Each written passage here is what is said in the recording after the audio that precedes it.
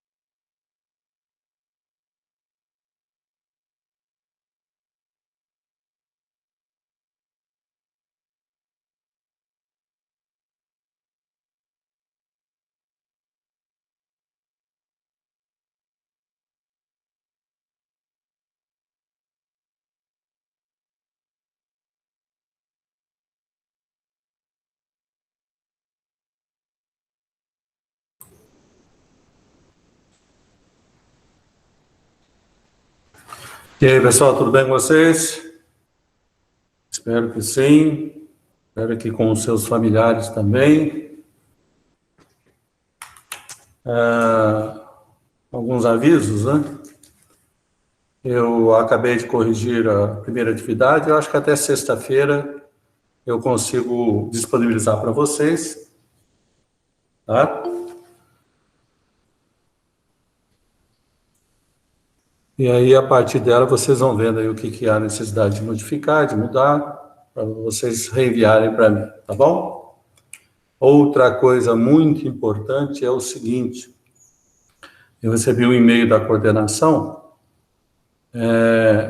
indicando que alguns alunos eles estão inscritos no portal didático, mas não estão inscritos no contact, né, na chamada oficial. Então, olhe bem se você tem alguma situação parecida com essa, porque não adianta você fazer no portal só não, tá? O portal é só um modo, uma maneira de trabalhar com as aulas no ensino remoto, tá bom? O que vale é lá, acho que é minha UFSJ, né? Que cada aluno tem, tá? Então, olha se você está matriculado lá, tá bom? Se você estiver no portal, você não vai ter nota não, tá? Que a nota é dada a partir da listagem que sai da lista oficial, tá bom? Então, bastante cuidado para depois, no final do semestre, mas eu fiz tudo no portal. Não significa nada fazer tudo no portal, não, tá bom? Então, olhe bem se todas as suas disciplinas estão de acordo, tá bom? Não se esqueçam. Enquanto o pessoal está entrando, alguém tem alguma dúvida aí das coisas? Quiser aproveitar enquanto a galera entra? Quiser escrever? Professor, bom dia. Bom dia. E aí? Bom dia a todos. Essa é uma dúvida bem simples. Na atividade que o senhor mandou, Sim. é uma questão da massa molar do ferro. A massa molar do ferro está naquela tabela que o senhor mandou como 55,845 e 12 entre parênteses. Sim. Vai usar esse 2 entre parênteses também? Sim. O 2 é o duvidoso, né? Que algumas situações usam. Você usa todos os valores que tem nele. Tá? Ou uma tabela periódica, ou tem o entre parênteses, ou tem embaixo, um número embaixo. Então, por exemplo, por exemplo, 56078. Esse número embaixo aqui também você pode utilizar, tá? É só um algarismo duvidoso, que alguns colocam, outros não. No nosso caso, utiliza todos os. Tá bom, obrigado, professor. Bom, nada. E aí, gente? Ok. Eu também tenho uma dúvida. Lá estava falando para fazer fator gravimétrico do ferro, né? Mas tem compostos que tem mais de um átomo de ferro. Aí eu tenho que colocar os átomos que tem ou o elemento igual está lá na tabela? Vocês olharam o material que estava lá? O que é o fator gravimétrico? O fator gravimétrico é a relação de um elemento ou de um composto por um outro elemento ou outro composto. Mas tem que olhar qual é o composto. Se no composto tem 2 ferros, 2 ferros. Se no composto tem 3 ferros, 3 ferros. E assim sucessivamente. Tá? Concentre-se em um exercício de cada vez. Né? Um exercício para uma coisa, outro para outra coisa, outro para outra coisa. Tá? Tem que olhar o que é a definição de fator gravimétrico. Entendeu?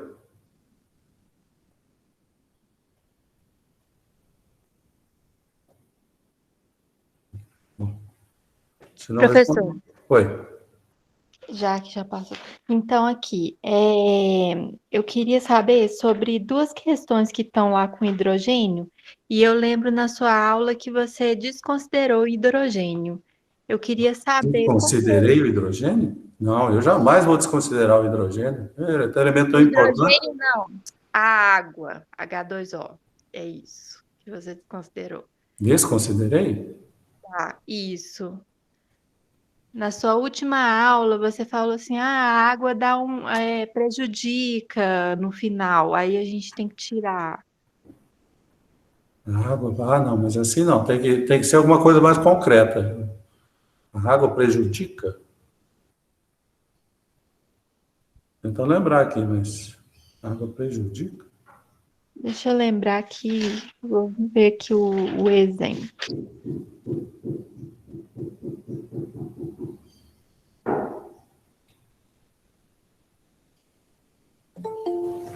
É que o senhor falou que o resultado com a água não era confiável, mas que depois da secagem o senhor deu uma outra molécula que a gente tirou. Sim, não, calma aí, gente, peraí, não vão confundir as coisas, não. Não, o que eu falei é o seguinte, por exemplo, você vai precipitar alguma coisa, E aí, quando você precipita, pode entrar água na sua, ou seja, pode ter umidade no seu sistema. Se você pesar, você não estava pesando a realidade. Então, você tem que aquecer para transformar alguma coisa que é duvidosa numa coisa que você conhece. Essa é não é que a água é duvidosa, não, tá? Cuidado aí com o que se fala, né? Tem que entender o contexto. Então, por exemplo, você quer analisar um elemento X, você precipita numa forma. Só que essa forma, não adianta você pesar, que você não sabe se tem uma água, se tem duas águas, se tem 3 águas nela. Então, você transforma essa Y em um Z. Esse Z, sim, você sabe exatamente a composição. Então, você trabalha Z com X, no caso, né? A relação entre X e Z. Tá? Então, são só compostos intermediários que você não pode pesar, porque você não sabe qual é a composição exata deles. Por isso, né? E o do hidrogênio aí, que eu acho que você está falando, é que é o seguinte, num complexo, por exemplo, a molécula separada tem hidrogênio. No complexo não tem hidrogênio. Então, não é que eu desprezei o hidrogênio, não, ele que não tem. No caso da dimetilcloroquina, por exemplo, errado. Ela tem tantos hidrogênios. Quando ela é complexa com níquel, perde 2 hidrogênios. Mas não é que despreza, não.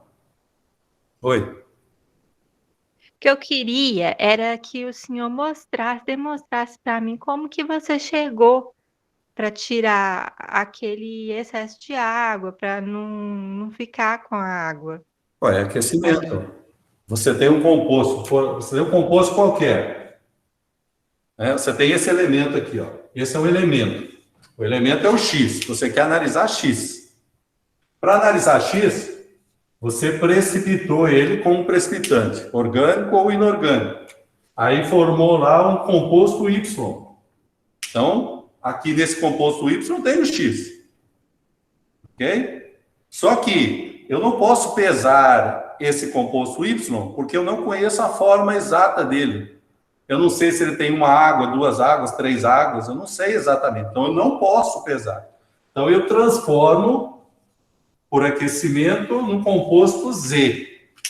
Esse composto Z, eu conheço a forma certinha dele. Então, isso daqui é a forma que eu isolei. Essa é a forma que eu vou pesar. E aí eu relaciono este com esse. Ou seja, relaciono a forma que eu pesei com o elemento que eu quero. Tá? Essa forma é a forma intermediária, que eu precipito, mas eu não posso pesar, porque eu não tenho a forma exata dela. Então, eu transformo ela numa outra forma. Demonstra isso, por favor, em forma de fórmula equacional.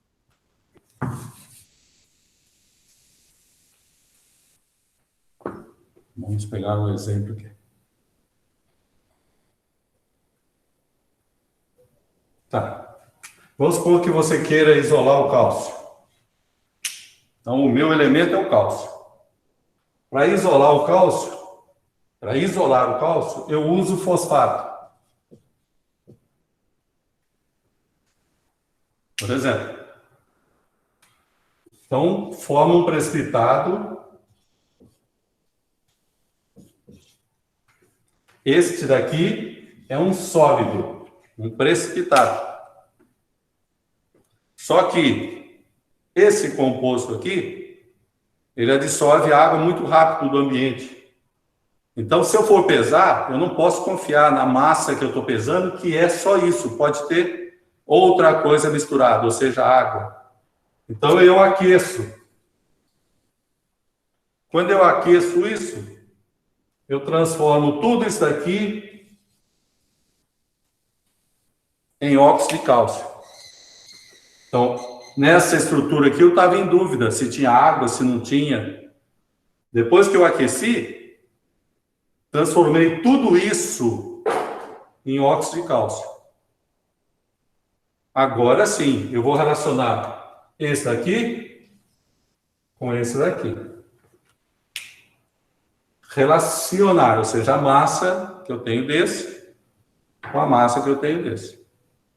Relacionar entre eles. Qual que é o fator gravimétrico? É de 1 para 1. Então, o fator gravimétrico é a massa molecular do cálcio sobre a massa molecular do CaO. Ok? Queria saber como que você chegou daquele de cima para esse aí de baixo. Pô, eu aqueci, ué. Não, não é aquecimento, é na fórmula. Você sabe como que vai chegar nisso? Ou Como? você já sabe de cabeça? Eu tenho que saber de cabeça que chega no CaO? Não, de cabeça não. Isso aí eu vou te dar, você vai ter informação, né? Você não sabe de onde que é, não. Eu tenho que informar. Ah, não. Se eu aquecer isso, vai formar o óxido de cálcio. Ah, se eu esfriar, se eu aquecer isso, vai formar o Ca3PO4. Ah, se eu aquecer. Você não precisa saber isso de cabeça, não. Tá? Só que vocês têm que lembrar o seguinte, né? Vocês estão com acesso à rede mundial de computadores.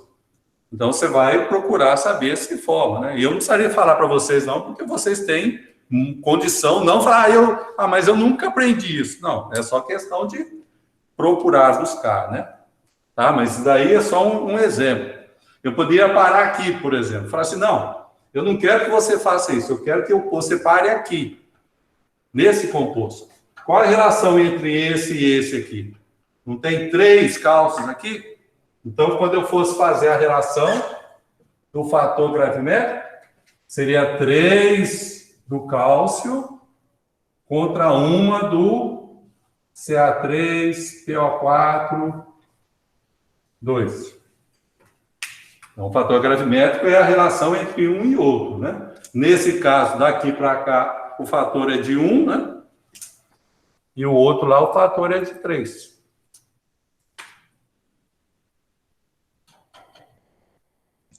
Professor, mas Mas nessa no caso da questão, atividade, vai usar. Oi?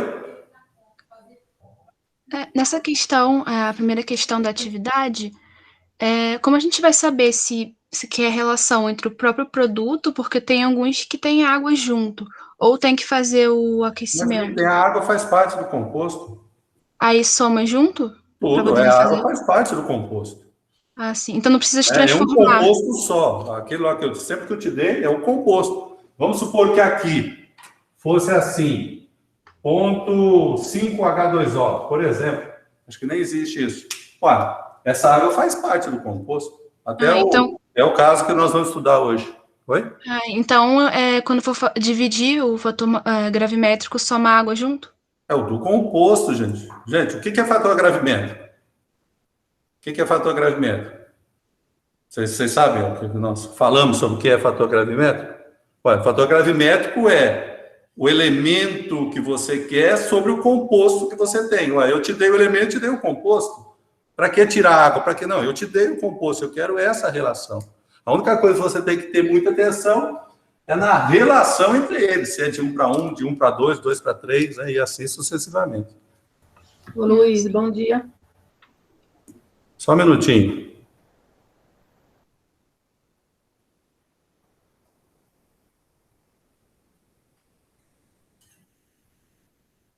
Você não usou o número 2. Não tem problema, não. Nessa atividade não tem problema. Oi, pode falar, por favor. Ô, Luiz, essa questão da água no composto causou muita dúvida, porque na aula anterior aconteceu isso, de tu substituir ela depois do aquecimento, alguma coisa assim. Então, até eu tinha entendido isso. Eu tinha feito a conta sem ela. Não, gente, presta atenção.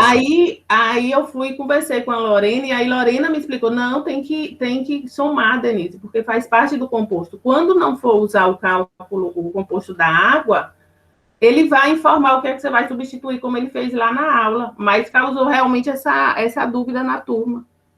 O que acontece isso daí é uma crítica construtiva, tá, gente? Por favor, tá? Toda vez que você tiver dúvida, vocês me perguntam. Tá? E outra coisa, né? Eu vou abrir aqui deixa eu ver aqui. Uma janela, uma tela inteira.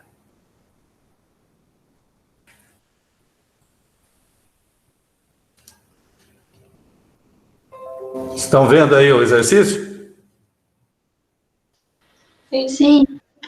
Olha, gente, aqui, ó. O que é fator gravimétrico? É a relação de um elemento para o composto. Aí está o composto. Vocês estão no segundo, terceiro período da universidade e não sabem o que é um composto? O quê? Não, mas a coisa do Luiz é muito difícil. Não, gente, é vocês que complicam. Eu te dei um composto. Eu quero saber o fator gravimétrico, ou seja, eu quero saber a relação do ferro com esses compostos aí. Aí não, é complicar uma coisa que não há necessidade. Né? Não há necessidade. Onde é que vai tirar água, vai colocar água? Mas ninguém falou em tirar água, ninguém falou em colocar água, não. A relação fator gravimétrico é o elemento sobre o elemento. Determine os fatores gravimétricos do ferro para os seguintes compostos. Ou seja, está aí o composto. É só fazer uma relação. Então, deixa para complicar. Deixa para complicar quando for para complicar. Mas calma, gente. Respira. Calma, respira. Tá bom? Nossa, mas era para tirar água. Mas que água, gente? Era para fazer uma relação, uma estequiometria entre o ferro e o composto ali. É um composto. Se é um composto, a massa molecular do composto é todo o composto. Não é isso? Faz parte. É um composto químico.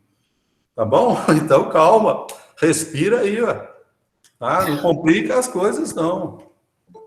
Ô, Luiz, Oi. deixa eu te falar. Não ficou espaço entre uma questão e outra. Tem problema se a gente modificar o arquivo Não, tem não. para poder Não. responder? Não tem problema, não. Ah, não, certinho. Isso é tranquilo. Tá? Por quê? Porque é exatamente isso. Tem gente que ia fazer a relação escrita numa linha, tem gente que ia já fazer direto na formulinha, entendeu? Então, tem coisas que eu consigo visualizar, né? Como vocês vão resolver, fica mais fácil para mim. Quando não faço isso, aí vocês resolvem no modo, né? Não tem problema não, tá? É por isso que algumas atividades vão ter os espaços certinhos correspondentes e o outro não. Entendeu? Entendi, obrigada. Alguém mais ia perguntar? Eu. Bom Sim. dia, Luiz. Então, eu não preciso fazer uma reação para saber qual vai ser o precipitante. Eu preciso usar esse composto exatamente. E isso para os seguintes compostos, né? Então, é esse composto que eu quero. Então tá, muito obrigada, Luiz. Tá? Ajuda muito. Aí, ó, na outra questão, por exemplo, ó, eu já te falei o resultado. Ó. Depois do aquecimento adequado do composto F, foram obtidos óxido de ferro 3, tá vendo? A moça perguntou lá assim, você tem que saber. Não, tá vendo? Eu já te falei, ó, o composto que eu vou pesar no final é o óxido de ferro 3. Na questão 3, o composto que eu vou pesar no final é o óxido de ferro 2. Então, eu já te dei o composto final, né? Então, transformou lá. O H é o FeSO5. Então, vou transformar esse daí em óxido de ferro 3. Tá bom, muito obrigada. A química analítica não é tão difícil quanto vocês acham que é, não, tá, gente? Pode ter certeza que não, tá? Então, deixa eu voltar aqui. Tá. Todo mundo está vendo o quadro aqui? Ótimo. Então, vamos para a aula. O primeiro ponto da nossa aula é exatamente o que nós estávamos falando da água. Eu acabei de colocar o material no portal sobre o restante da análise gravimétrica.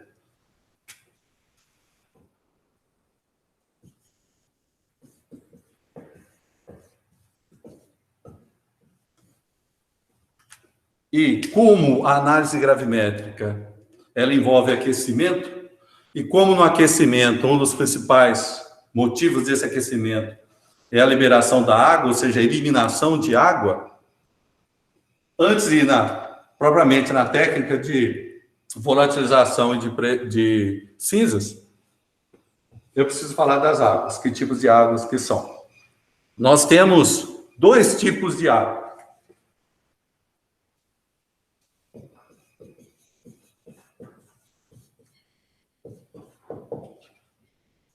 Nós temos as não essenciais.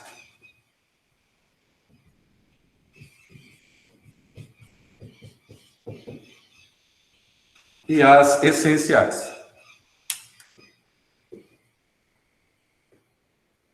Não essenciais e as essenciais. As não essenciais... Professor, Oi. desculpe interromper. O senhor colocou o teor de cinzas 2 vezes no portal, é isso mesmo? Foi? Não, então tá. Então eu devo ter colocado o mesmo arquivo. Depois eu corrijo. Tá. Ok, obrigada. Na hora de arrastar, então, acho que foi. O primeiro tipo de água não essencial são as águas de adsorção. Essa não é Covid, tá? É só falar.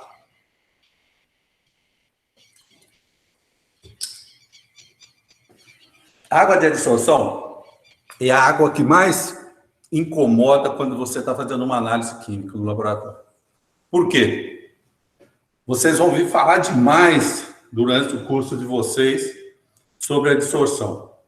A DI com D, ela acontece na superfície do seu sólido. Ou seja, é aquela água que fica na superfície. Você tem um sólido, ela fica atraída na superfície do seu sólido. Ou seja, fatores como umidade no tempo, no seu laboratório. Então, dependendo do laboratório que você vai trabalhar, existe o sistema de deixar o ar mais seco. Essa é a água de adsorção. Quase todos os sólidos têm ou recebem um pouquinho de água de adsorção, um mais e outros menos. Por exemplo, você pode deixar um cloreto de sódio, e você sabe lá o sal de cozinha, você pode deixar ele aberto, ele absorve água.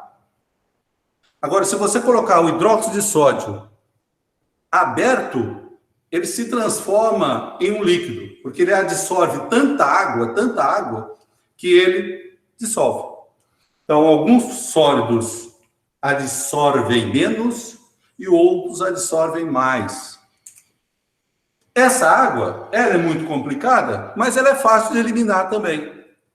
Um pequeno aquecimento já é o suficiente para liberar. Então, por exemplo, no meu laboratório, eu quero secar cloreto de sódio, eu coloco na estufa ali a 110 graus Celsius, deixo 1 hora, ele fica sequinho. Ou seja, essa água de adsorção, ela é muito fácil de ser eliminada. Muito fácil. Dá um trabalho, mas é muito fácil. Então, quando você lá, no exemplo que nós estávamos dando, você filtrou o elemento, lembra, né? O elemento estava em solução aquosa. Você filtrou. Se você filtrou, ficou, entre aspas, né, molhado. Ele ficou com aquela água dissolvida. Então, você leva na estufa, 110 graus, seca rapidinho. Ótimo. Essa é a água de adsorção. Ela é chamada de não essencial porque ela não faz parte do seu composto. Não faz parte do seu composto. Então, ela está ali, digamos, entre aspas, só para atrapalhar. Mas, gente, o termo adsorção você vai usar demais. Hoje em dia, se usa demais compostos para dissolver poluentes em água, né, para desintoxicação. O carvão ativado é o principal que a galera usa para desintoxicação. Por quê? O carvão ativado, ele absorve muito bem partículas ou moléculas, né, do ambiente. Então, é muito utilizado. A adsorção, superfície. Lembra, né? Qualquer coisa, dá um oi aí que eu falo de novo. Agora,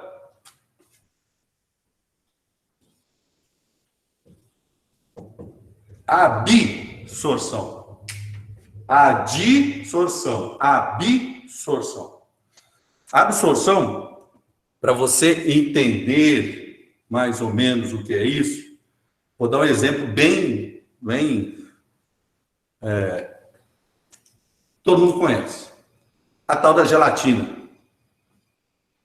O que é gelatina? Você tem um pó, lembra? Você aquece a água, mistura.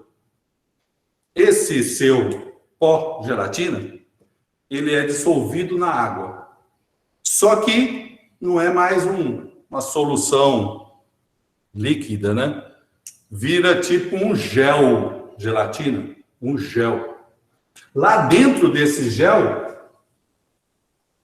tem água. E é por isso que ela cresce, né? Porque ela tem água lá dentro. Então a gelatina é cheia de água lá dentro. Ela não está interferindo nos compostos lá da gelatina, não. Mas ela faz parte do ambiente. Você já experimentou aquecer gelatina? O que acontece quando você aquece a gelatina? Ela decompõe. Então, essa água aqui, absorvida lá, toda ela absorvida, essa é difícil de você tirar. Ela é difícil de você tirar porque a maioria das vezes você decompõe o composto que você está trabalhando. Imagine uma proteína. Uma proteína tem milhões de águas lá dentro, nos interstícios dela. Quando você aquece uma proteína, o que acontece? Você elimina a água, elimina, mas geralmente você tira o efeito da sua proteína, ou da sua enzima, né? Toda enzima é uma proteína, mas nem toda proteína é uma enzima, não é isso? Ok? Então, na hora da absorção, lembra da gelatina. Você vai ver que é muito difícil você tirar. Existe uma técnica para você eliminar a água. Você vai ver lá na instrumental, que é aquela secagem, você congela a menos 180 e depois você tira a água. Aí eu esqueci o nome da técnica. Então, quando você precisar eliminar água numa proteína, você não aquece, você usa a técnica, aquela técnica que eu esqueci o nome para falar com vocês. Depois eu lembro e comento com vocês. Ok? Diferença de adsorção para absorção, ficou claro?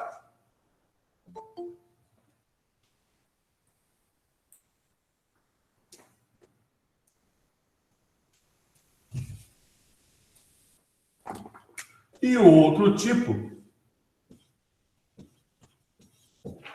é a chamada de oclusão. Para você entender a água da oclusão, você tem que dar uma viajada. Imagine, bom, primeiro, né? Imagine não. Quando você tem um sólido, você tem várias partículas juntas. Não sei se vocês estão enxergando o meu desenho tão pequenininho, mas é isso. Imagine que eu pegue apenas um desses grãos, ou seja, um dos sólidos. Esses sólidos, eles podem ser formados por poros, ou seja, por buracos nele.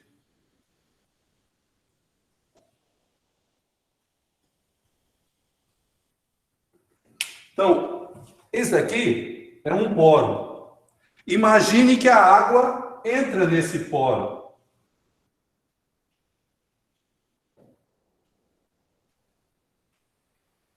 Essa é a chamada água de oclusão. Oclusão, ela está dentro dos poros do seu precipitado. Dentro dos poros do seu precipitado. Não está na superfície, mas sim dentro dos chamados poros.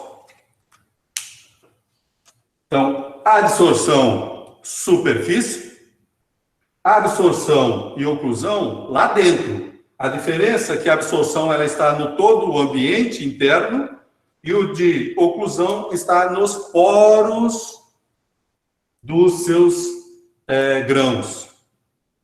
Essa técnica você vai estudar lá no instrumental, que é baseada, tem uma técnica chamada cromatografia, que uma das técnicas para você separar elementos de maior tamanho é a técnica de oclusão.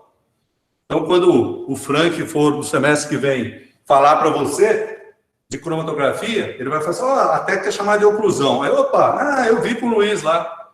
Oclusão significa que as substâncias entram nos poros dos grãos E hoje em dia a tecnologia está tão avançada que eu consigo controlar o tamanho desse poro, ou seja, o tamanho da molécula que eu quero que entre. Eu posso deixar os poros maiores para entrar mais moléculas, eu posso deixar os poros menores para que entrem moléculas menores e facilita para mim a separação. Bom, se essa aqui é muito fácil, a adsorção é muito fácil de eliminar, a adsorção é muito complicado, a oclusão é um mais ou menos. Você vai ter que aquecer, lógico, para que a água saia desses poros. Tá? Vai ter que sair desses poros. Mas é possível. Um aquecimento um pouquinho maior ou mais tempo de aquecimento é o suficiente para você retirar essas águas aqui de oclusão. Entenderam, gente? A mais comum é a distorção. Oi?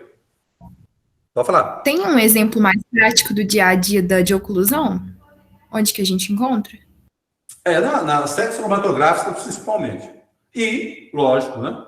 Quando você tem uns precipitados que pode acontecer isso. Tá? Isso é só um modo de você... Por quê? O que acontece? Vamos supor que você, no seu laboratório, você fez a precipitação, você pesou. Aí, quando você pesa, você vê que passou lá, tá? 105%, 110% no final. Então, quando dá a mais, e você pesou certinho, você sabe quem que é seu reagente limitante, tudo direitinho, provavelmente é a água que está influenciando. E aí, se o composto seu for inorgânico, essa água de absorção ela não vai existir, porque isso aqui é mais para compostos orgânicos, e que formam gel, ou formam polímeros, né? Essa de adsorção é muito fácil. Então, se você colocou a 110 graus 2, 3 horas, não tem problema. Aí, mas peraí, tá dando alto ainda. Aí você pode chegar nessa de oclusão. Fazer, não, pode ser que eu tenha água ocluída no meu precipitado, fazendo com que a massa aumente. Lembrando, lógico, né? Se você pega uma água num composto que a massa molecular dela é relativamente grande, por exemplo, a massa molecular do meu composto é 200. A água é 18. Então, 10% dessa massa é água.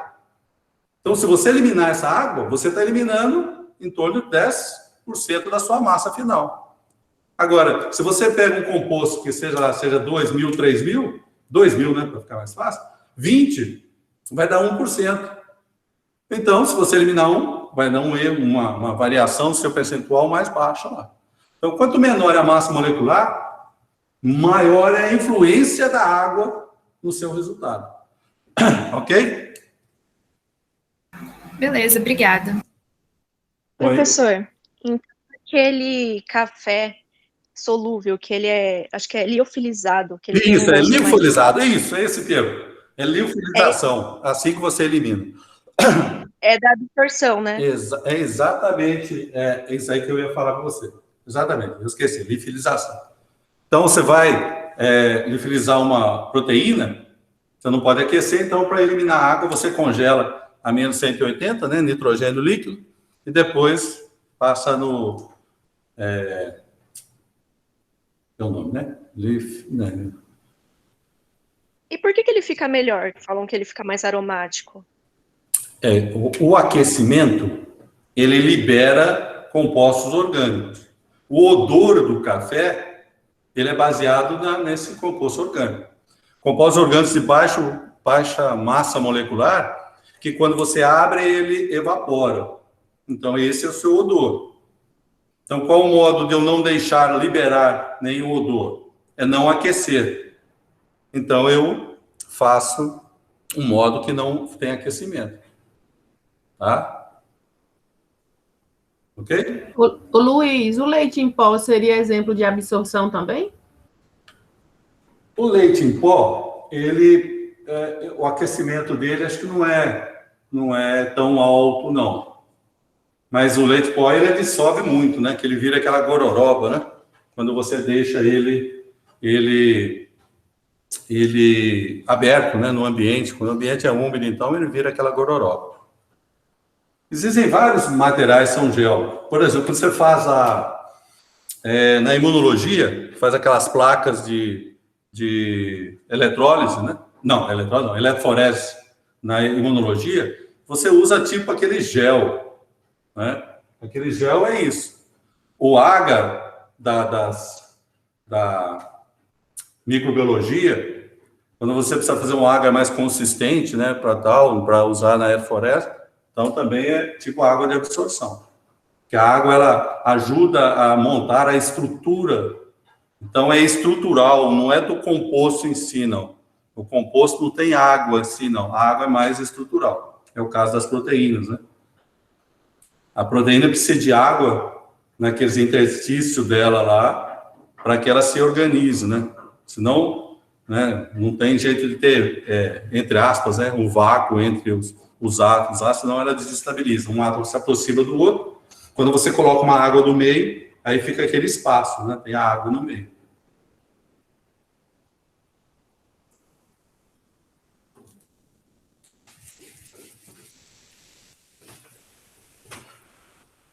O que você está vendo é, como eu falei ali, quando você estiver lá no seu laboratório, você vai ter situações que aí você vai ter que explicar. Eu tenho que fazer uma análise desse tipo, eu não posso aquecer. Se você não pode aquecer, provavelmente é por causa da decomposição do seu componente, ou eliminação. Então, é isso aí que tem que tentar justificar, né? Você está aprendendo, são justificações para conseguir saber aonde procurar. Tá? Ou seja, fácil eliminar? A dissorção. Complicado? Então é por isso que não aquece proteína. Isso, por isso que não aquece gelatina, por isso que tem gel que você não aquece. E a oclusão, que lá, quando chegar na cromatografia, aí você vai ficar expert. Bom, e tem as essenciais.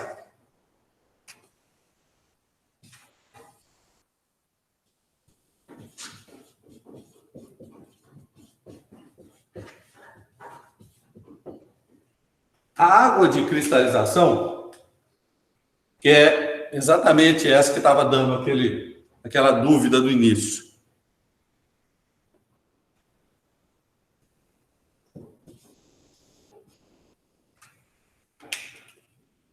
Esse composto aqui é o sulfato de níquel.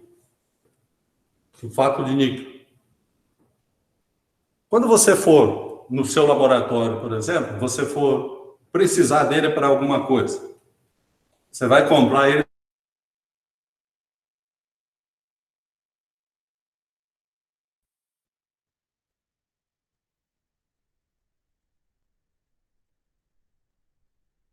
Caiu a rede. Deu uma caidinha na rede, voltou, né, gente? Caiu, parece que voltou. Voltou, tá. Se você comprar ele nesta forma,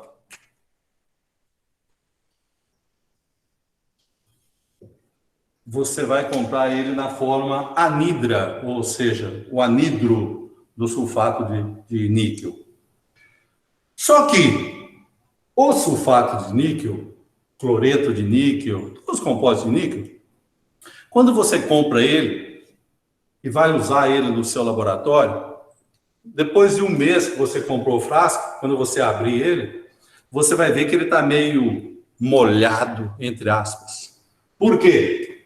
Porque ele absorve, lembra do absorver? Ele absorve água muito fácil do ambiente. E essa água absorvida chega a um certo ponto que ela começa a fazer parte do composto. Ela passa de ser de adsorção e ela reage internamente, mudando a estrutura cristalina. Aí forma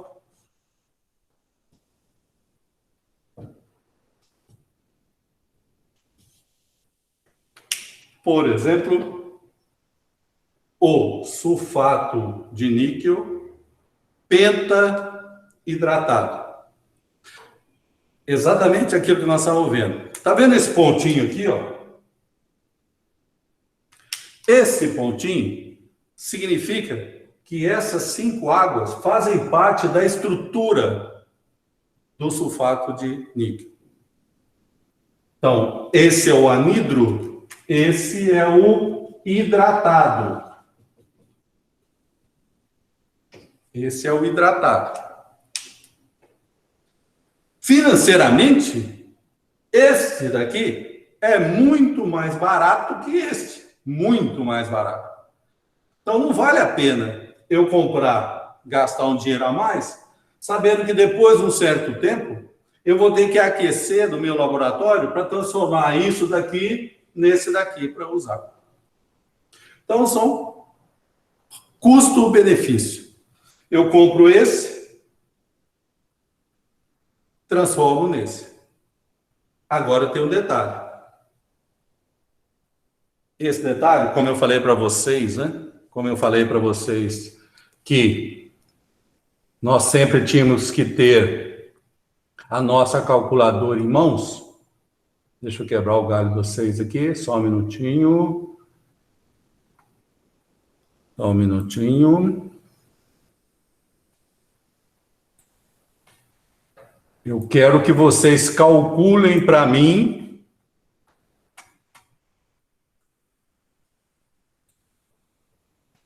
calcula para mim a massa molecular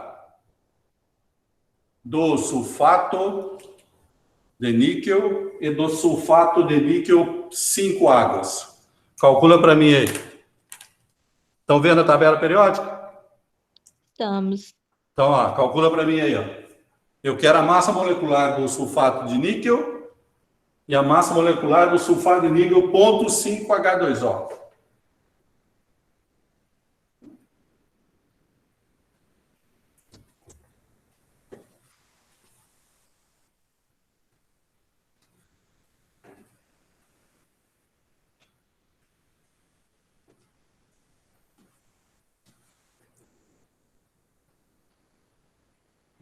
O anidro deu 154,749 gramas por mol.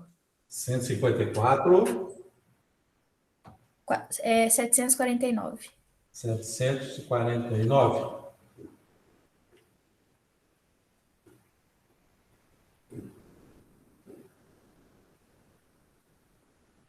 Só isso? Não é mais não?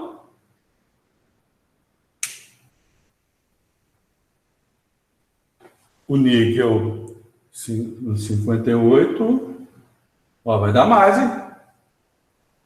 Acho que essa quantia tá errada, hein? Confere para mim.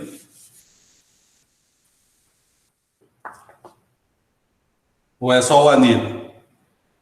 Ah, desculpe, eu que entendi errado, então. Da água é Não, 200. esse é o anidro. Ah, o anidro, então, tá. É, Então, só 154, 749. O da água 244, bom, vírgula, 824 gramas mol. Ok. Bateu aí, galera?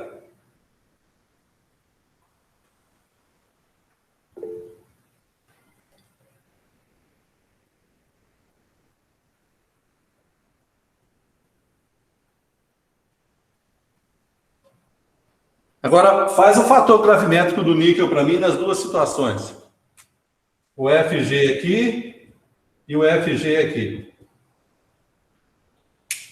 Fator gravimétrico do níquel nas duas situações.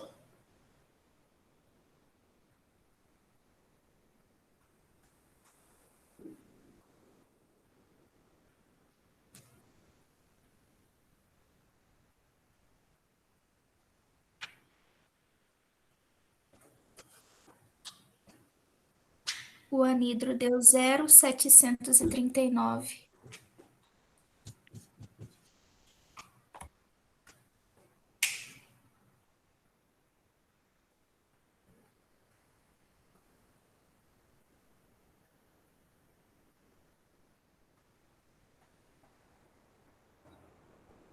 E o hidratado deu 0,240.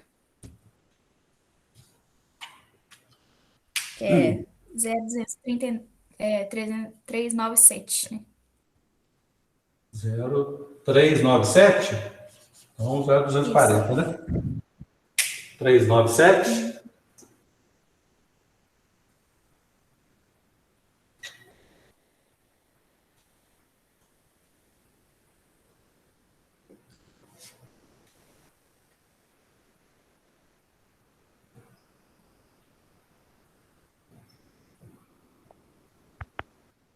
Agora, olha o que eu vou te falar. Deixa eu parar a apresentação aqui. Vamos ver se você entende que existe a parte da química e existe a parte matemática básica. Vê se o anidro está errado. Confere aí, gente, do anidro aí. É isso mesmo? O meu do anidro deu 0,379. Confere aí. 0,379. Mesma coisa, isso. 0,379. Isso, ok. Então, vocês que sempre tentam complicar tudo, mas olha como o negócio é simples. Presta atenção. Eu quero comprar 100 gramas de cada um desses. 100 gramas. Tá? Quero comprar 100 gramas. Se eu comprar desse daqui, do anidro, quanto que eu vou ter de níquel?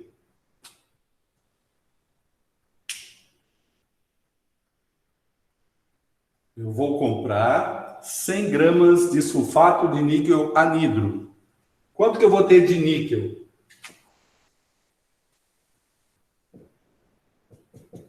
Qual é a massa de níquel? 58,693. De níquel só? Só de níquel que eu quero. Para saber, é só multiplicar os 100 gramas pelo fator gravimétrico? Ué, para que é? O que é o fator gravimétrico? O fator gravimétrico vai mostrar para você ficar repetindo todo dia no laboratório? Não é isso. Quanto que vai dar, então? 100 por 0,379? 37,9 gramas. 37. Não é isso? 37,90 gramas? 100 vezes isso aqui dá quanto?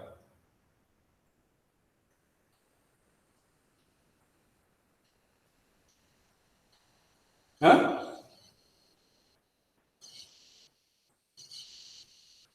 E se eu for pegar o do hidratado,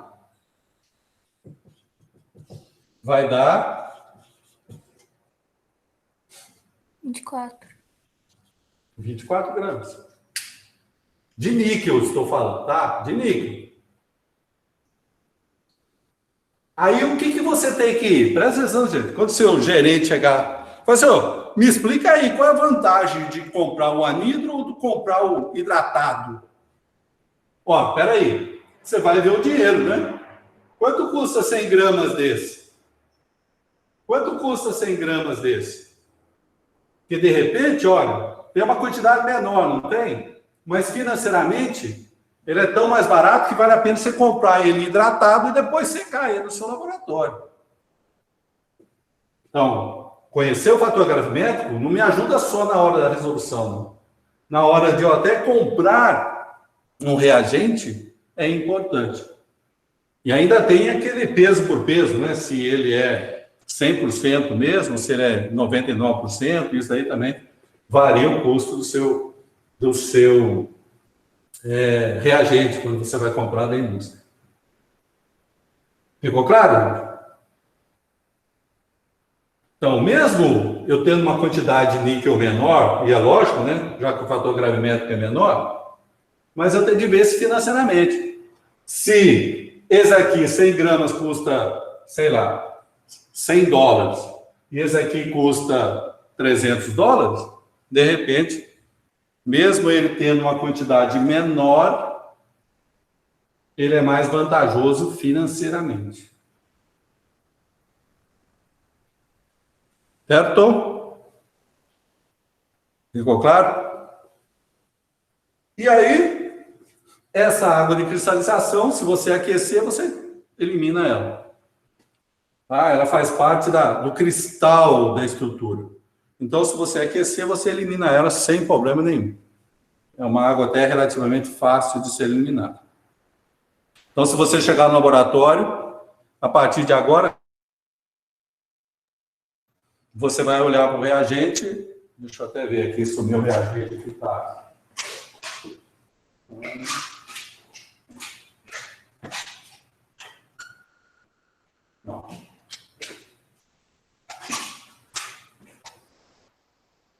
Tô sem meu reagente na bancada aqui.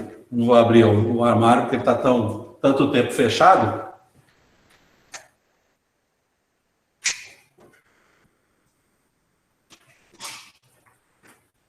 Aqui, achei o cloreto de níquel, por exemplo, ele é 6 águas, ó. Cloreto de níquel, 6 águas. Então, o mesmo sistema. Ele é 6 águas, ele tem 97% de pureza. Luiz. Oi? A imagem está bem borrada, eu não sei se é só para mim, a transmissão. Será que é por causa do internet? Que deu uma piscadinha? É o quadro mesmo, a gente não consegue ver quase nada. Um pouquinho borrado aqui mesmo. Oi? Ué. Tá bem ruim. Mas ela piorou agora ou foi desde o início? Não, ficou agora. Então, acho que é por causa da internet, né? Que ela deu uma piscada. É provavelmente a internet mesmo, que o borrado que tá é borrado da internet, mas deve melhorar daqui a pouco. É porque você deu uma mini caída de um segundo. Eu vi a piscada que deu, e aí... Mas aí, bom, vocês vão tentando aí, que depois eu vou deixar, né, o vídeo gravado, e vocês, tá? Bom, observe, de novo, estequiometria, tá, gente? Quando eu falo em cloreto de níquel 6 águas, só um minutinho, eu vou ter que lavar minha mão aqui, tá? Só um minuto.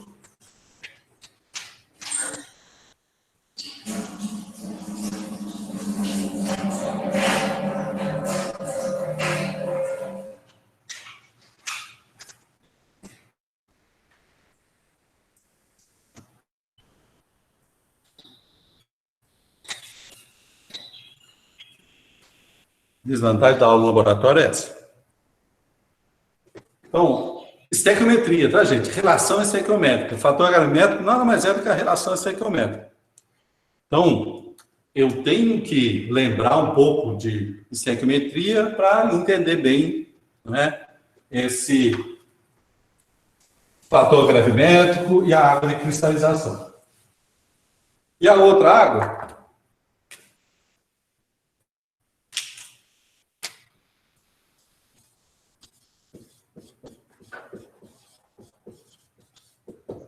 é água de constituição. Quando você olha para o composto, você não vê essa água. Você só vê a água depois do aquecimento. Por exemplo,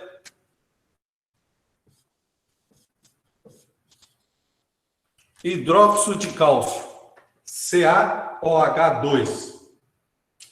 Não tem água aqui na estrutura? Tem água na estrutura? Não. CaOH2, não tem água na estrutura. Mas, se você aquece, você forma óxido de cálcio e libera água. Ô, Luiz. Oi? A gente não consegue ver nada no quadro. Ixi, mas e agora como eu vou fazer? Eu acho que seria bom tu sair da sala e entrar de novo, não? A gente fica te esperando. Eu acho que melhora. Espera aí. Não dá para ver absolutamente nada no quadro. Vou dar um atualizar aqui, tá? Já que eu estou gravando, não sei o que vai acontecer. Não.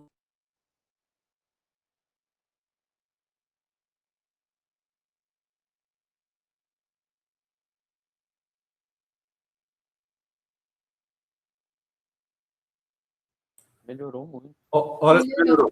Agora melhorou. Melhorou e continuou gravando. Isso, beleza. Então, de vez em quando, se continuar, já sabemos o que fazer. Então, tá falando para você o seguinte, ó. Outro tipo de água é a água de constituição. A água de constituição, ela não faz parte da estrutura. Então, por exemplo, hidróxido de cálcio, CaOH2. Se você olhar para essa molécula, não tem água aqui. Só que, se eu aquecer essa molécula, forma o CaO, que é o óxido de cálcio, e libera água. Então, essa água aqui, ó, é o que nós chamamos de água de constituição. Ela não faz parte da estrutura, mas se você aquecer, ela é formada. Essa é a água de constituição. Ok? Então, qualquer composto que eu tenha hidróxido, vai haver a formação de água. Por exemplo,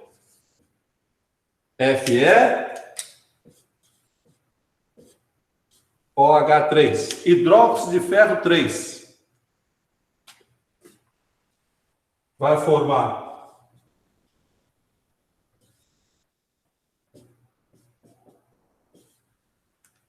água. 2 aqui. 3, 6. 3 água. No hidróxido de ferro 3 não tem água, mas quando você aquece, aí libera água. Essa é a nossa água de constituição. Isso sem exceção, todo Oi? hidróxido. Oi?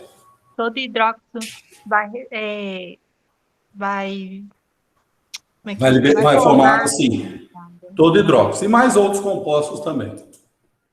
É igual ao composto orgânico, né? Composto orgânico é CO2 e água, né? Que quando você aquece, forma, né? Também. Aqui nós estamos dando os exemplos mais dos inorgânicos. Porque o composto orgânico, né? Todo aquecimento forma CO2 e água. Então, não é uma molécula que faz parte da estrutura do composto, mas quando você aquece, forma. Essa é a nossa água de constituição. Calcula para mim, então, aqui, né? Ó, qual que é o fator gravimétrico do cálcio para essa estrutura e qual é o fator gravimétrico do ferro para a de baixo? Calcula para mim aí.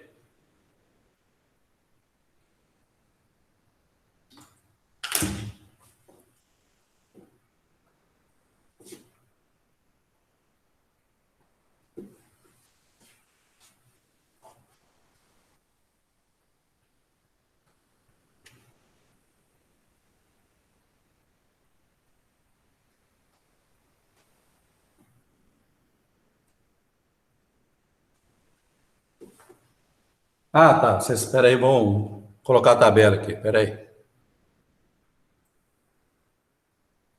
Vocês olharem a tabela.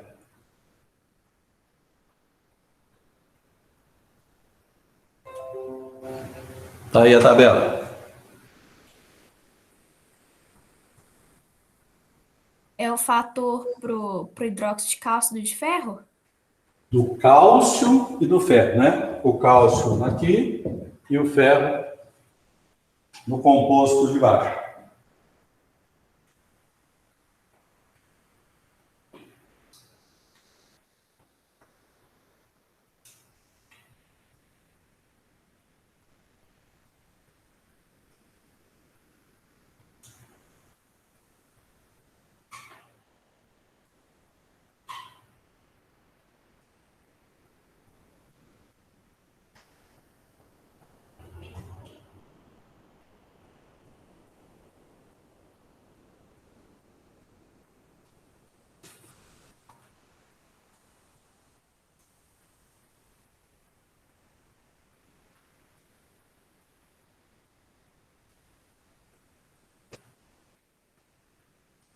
Depois do aquecimento, né?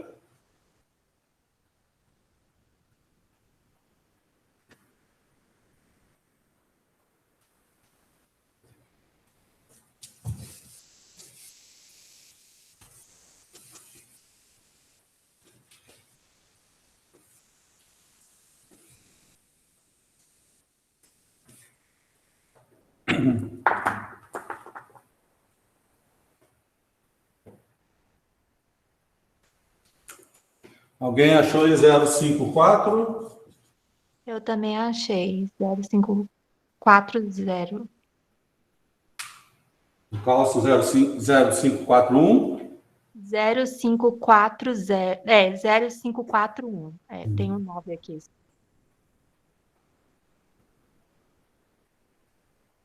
Ei, professor, que eu confundi aqui. Vai tirar, é do hidróxido ou é do óxido? Não. Lembrando, fator gravimétrico é a relação do composto sobre o outro. No nosso caso, a análise gravimétrica é no que você vai pesar. Eu vou pesar esse daqui, né? Ah, tá. Com Então, exceção do modo, eu falo assim, não, eu quero que você faça deste e deste. No nosso caso, né? então o fator gravimétrico é 0,713 do cálcio. 0,713? Pro óxido de cálcio é 0,713. O 0,541 é para o hidróxido de cálcio. Falo de novo. Hidróxido absorve água muito fácil do ambiente. Então, você não vai pesar hidróxido de sódio, você vai ter um erro aí de 5, 10% tranquilamente. Por isso, que quando vocês forem fazer a parte prática, eu vou falar para vocês, gente, quando for trabalhar com hidróxido, e ele for solúvel, né, o hidróxido de cálcio é mais ou menos, com o hidróxido de sódio, eu sempre vou padronizar a minha solução, né? Eu vou padronizar porque ele absorve água muito fácil no ambiente, então eu preciso sempre padronizar as soluções.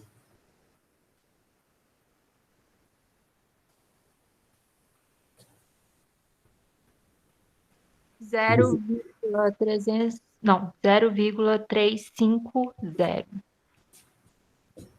350? Sim. Todo mundo achou esses valores? Então, no de baixo, né? Olha aqui. O ferro está para o Fe2 ou 3. De que maneira? Ó o 2 aqui, ó. Então, o fator gravimétrico vai ser 2 massas molares do ferro por uma massa molar do Fe2 ou 3. Assim que vocês fizeram, deu isso? O de baixo foi assim.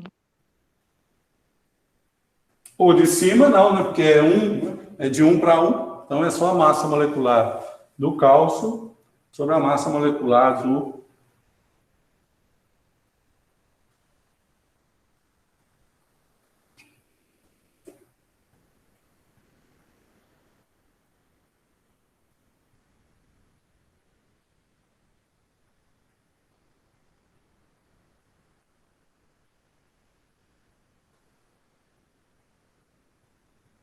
Todo mundo achou? Luiz. E aí, ó. Na verdade... 0,715. Oi? Na verdade, deu 0,715. 0,715? É 07146, né? 15. 715. Luiz, o de baixo dá 0,699. 699? Isso. Essa aqui, né? A partir daquela conta? Isso? 0699? Isso.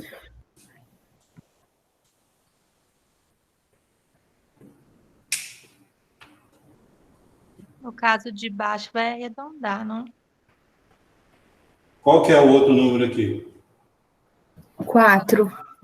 Então não arredonda, não. Vai dar 0,699. Se fosse 4, né? 0,6994.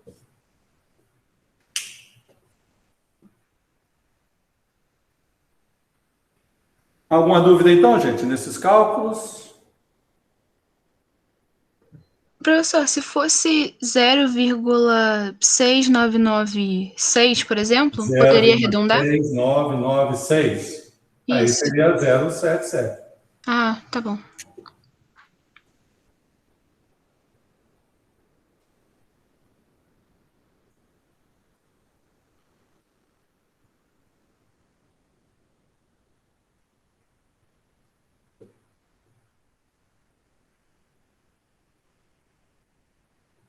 Bom, vamos lá.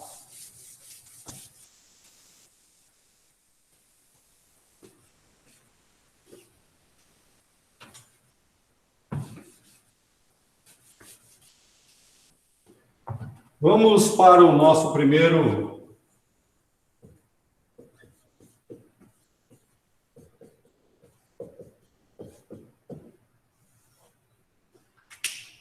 primeira análise propriamente dita, que é o teor de de umidade ou de voláteis, dependendo do que você for trabalhar. Se você for trabalhar com compostos mais orgânicos, teor de voláteis. Se você for trabalhar com mais inorgânicos, são chamados teores de umidade. Então, primeiro, o que é umidade? Umidade é qualquer água, ou, se for voláteis, qualquer solvente que esteja influenciando na massa do seu componente. Tá? Então, você está trabalhando na área de alimentos, você está trabalhando na área de medicamentos, quando você vai receber uma matéria-prima para a sua indústria, uma das primeiras análises que você vai fazer é o teor de umidade ou de voláteis. Por quê? Muito simples de se fazer, mas ela é muito importante. Primeiro, a massa de umidade ou de voláteis, se você pensar bem, bom, eu vou pesar 1 grama de amostra, por exemplo, e vou fazer a minha análise. Deu lá 1% de umidade. Então, se eu pesei 1 grama, deu 1%, vai dar 10 miligramas de umidade. Só que na sua indústria, você não recebe 1 grama, você recebe 1 tonelada. E de 1 tonelada, 1% já vai dar 10 quilos. Então, você está deixando de ganhar por aqueles 10 quilogramas de matéria-prima. Então, a umidade é uma técnica bem simples, mas que ela pode fazer com que você não aceite uma certa matéria-prima de medicamento, de alimento ou de qualquer outra coisa, por causa do excesso de umidade. Então, umidade é tudo que, por aquecimento, você consegue eliminar. Não aquecimento bravo, um aquecimento leve, 110 graus Celsius, que é a média geral. Então, essa é a umidade, tá? Ou voláteis, por exemplo. Eu sintetizei um medicamento que usa etanol como solvente. Eu sequei direitinho e mandei para a sua matéria-prima. Chega lá, ele está contaminado com etanol. Então, o etanol pesa, né? Nós já vimos a relação estequiométrica das coisas. Nós já vimos que pesa, tudo pesa. O etanol, CH3, CH2, OH. 12 com 12, 24, 30, dá uns 40 e pouco. É o peso do etanol. Então, dependendo do seu composto, ele vai, sim, ter uma diferença de massa. Então, por mais simples que seja, trabalhar com a técnica de umidade, mas é muito importante, tá? E principalmente quando você chega no laboratório novo, geralmente você vai trabalhar, né, com essas técnicas mais simples primeiro, para depois, né, ir para as mais avançadas, digamos assim. Estou mostrando para vocês aí. Deixa eu abrir aí. O desenho que está lá no portal. Quer dizer, esse não está, não. Acho que foi o de cinzas que eu dobrei, o de umidade. Não, vai estar lá, tá? Se não tiver lá, vai. Aí está mostrando uma vidraria chamada de pesa-filtro. Pesa-filtro é uma vidraria bem simples, que a principal importância, né? Você fala, eu posso usar um vidro e relógio? Você pode usar um vidro e relógio. Pode usar. Você pode usar um cadinho? Pode usar um cadinho também. Mas o pesa-filtro, ele tem uma característica legal, que a tampa dele, dá uma olhadinha aí na tela, a tampa dele fica apoiada na borda. Você não fica tirando a tampa, não, ela fica apoiada. E aí, quando você coloca uma amostra e coloca na estufa, ela fica com a tampa em cima, sem problema de contaminação, nada, e com facilidade de liberação de voláteis ou de umidade, de água. E a outra que está embaixo é o que a gente chama de dessecador, que você vai utilizar para resfriar a sua amostra. Tá? Então, no caso de umidade e voláteis, a minha principal vidraria é um pesa-filtro e um dessecador. Lógico que a balança, né, que você vai pesar. né? E é isso daqui que eu vou te mostrar. Deixa eu voltar aqui a minha tela. Eu vou tentar esquematizar bem aqui. Se ficar pequeno, vocês me falam, tá? Vou tentar desenhar uma letra maior. Então, a primeira coisa que você vai fazer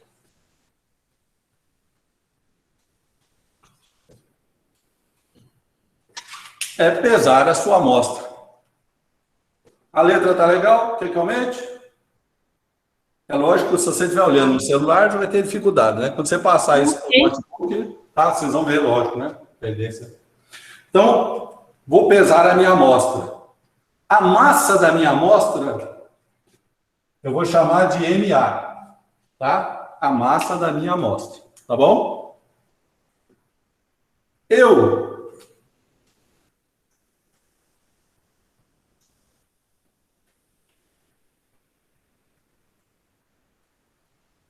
pesa-filtro?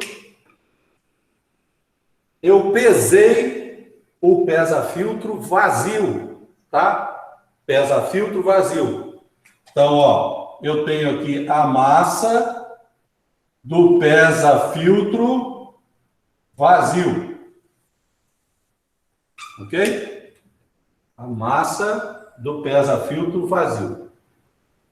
Tá? Então, eu pesei a minha amostra e pesei o meu pesa-filtro. Eu tenho a massa dele. Lógico que você vai ver também lá no seu laboratório que antes de você pesar o pesa-filtro, você vai lavar ele adequadamente, você vai secar ele adequadamente. Não é só abrir o armário do seu laboratório, pegar o pesa-filtro com a sua mão toda engordurada e na balança. Não, aí já é a técnica. Né? Você vai lavar ele direitinho, vai colocar no dessecador, primeiro na estufa para secar bem, depois no dessecador para não ter contato com umidade. Você vai pegar no dessecador com papel para não colocar a gordura da sua mão lá. Isso é a técnica, tá? Aqui são os cálculos. Bom, então tá aqui a minha amostra. Perfeito? Coloquei a minha amostra no pesa-filtro.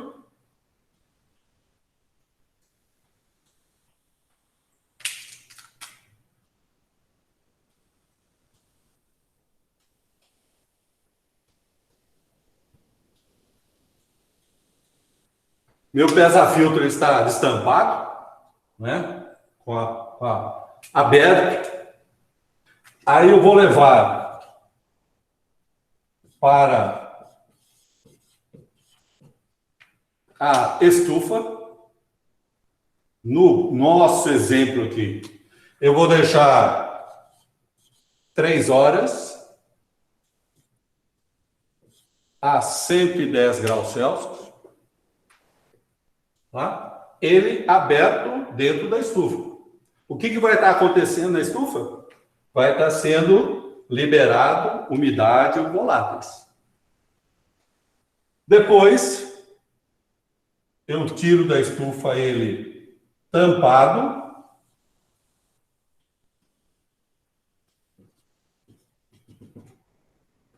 Aí eu tampo, quando eu for tirar, antes de tirar da estufa, eu tampo lá dentro da estufa e coloco ele no dessecador.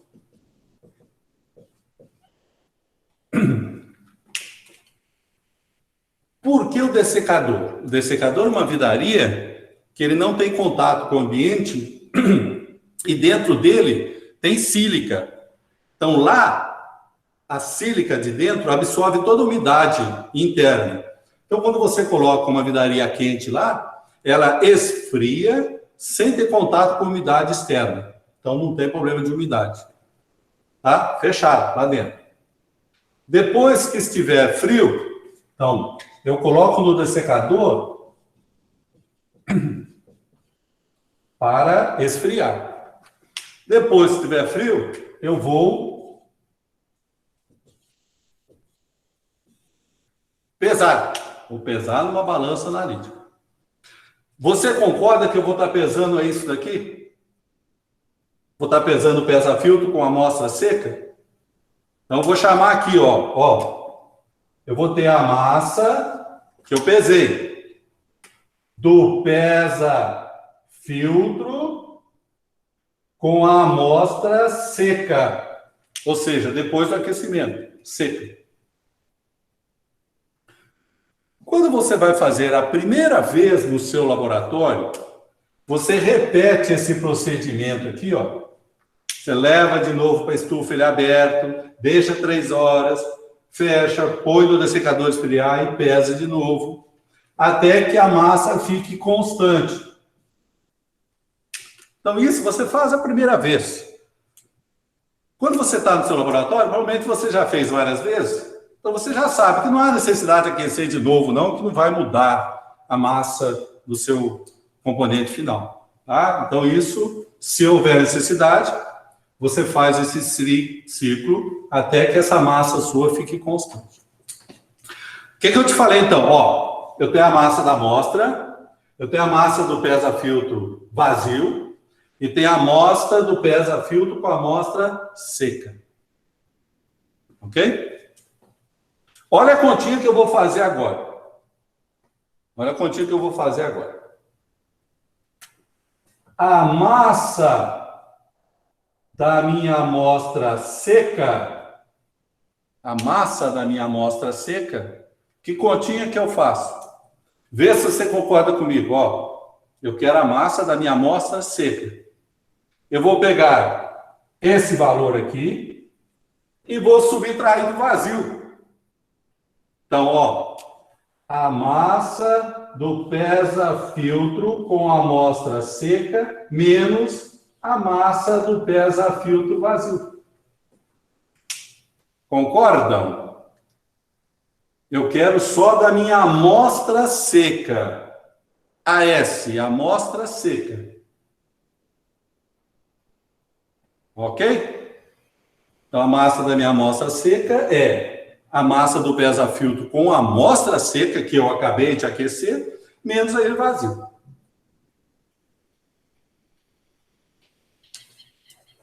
Agora, qual que é a massa de umidade? Ou seja, a massa de voláteis. Qual é a massa perdida durante o procedimento? Vê se você concorda comigo. A massa da minha amostra menos da amostra seca. A massa da amostra menos a massa da amostra seca. Essa é a massa da umidade, ou seja, do volátil que perdeu. A massa inicial menos a massa dela seca. Agora eu vou colocar aqui no cantinho, aqui, ó. Eu quero o teor. O que é teor? Teor é percentual. Então, a massa da minha amostra é 100%, a massa da umidade, X%. Isso. Eu preciso te informar a massa da amostra, a massa do pesa-filtro vazio, a massa do pesa-filtro com a amostra seca, são informações que você vai ter. A massa da amostra é sempre 100%, a massa da umidade é X% que foi perdido, só que em percentual.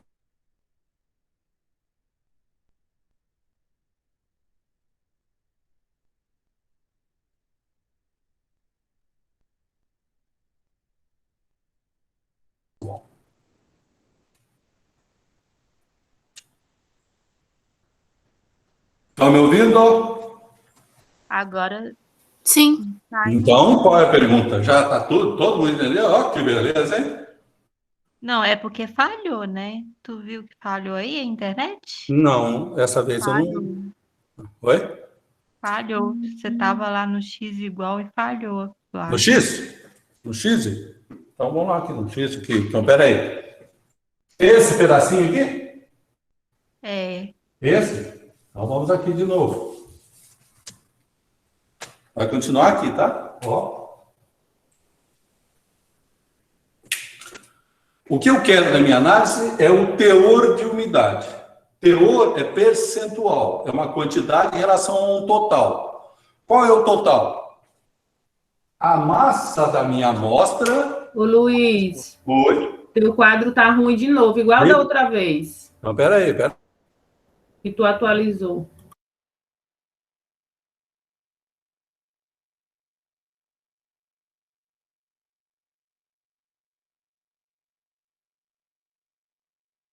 Agora Ai, melhorou. professor, melhorou. Melhorou. Isso. Então, vamos lá de novo. Vamos de novo.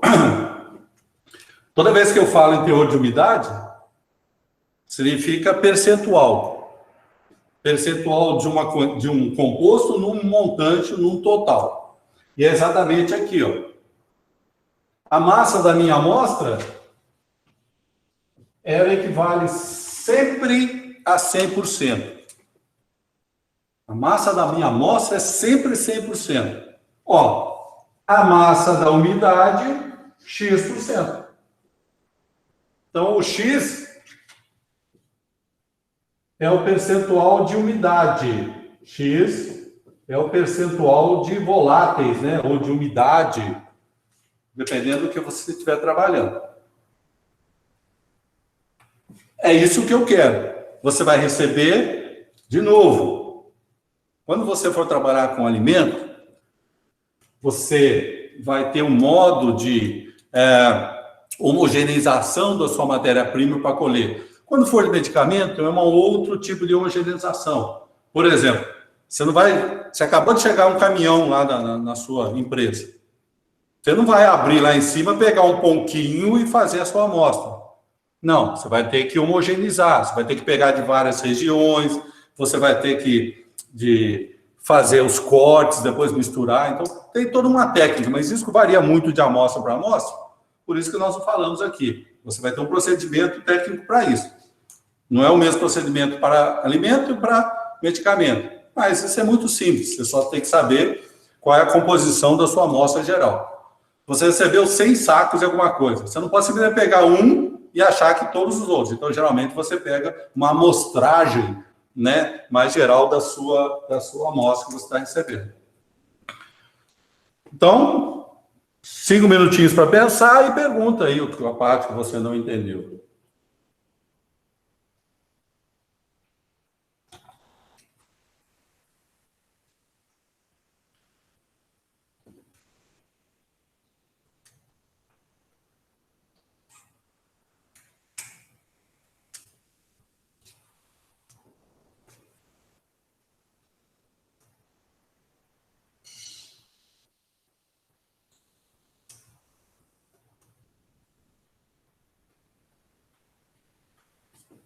Ei, todo mundo tá acordado aí? Ô, Professor, como é que é a do Joãozinho lá, né?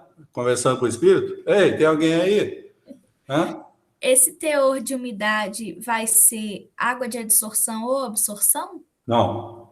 Qualquer componente que pode ser eliminado por um aquecimento brando, tá? Não importa se é qualquer... Você tem a amostra que ela pode ser absorvida durante o transporte, pode ter uma outra que foi ocluída, ou lá quando saiu de lá, ou no meio do transporte, não.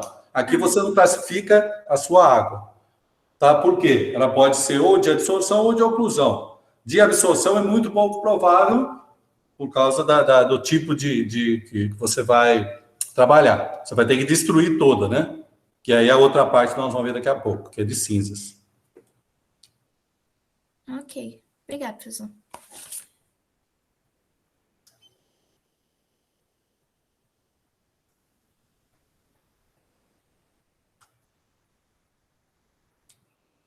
Bom, então, já que vocês, todo mundo entendeu, não, que beleza. Deixa eu apagar aqui, então.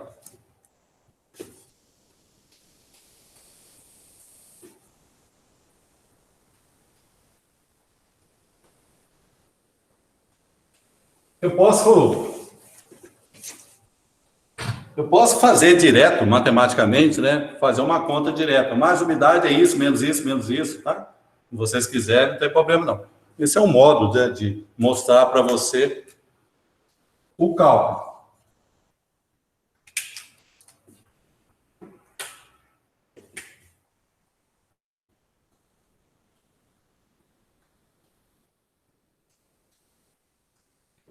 E a outra técnica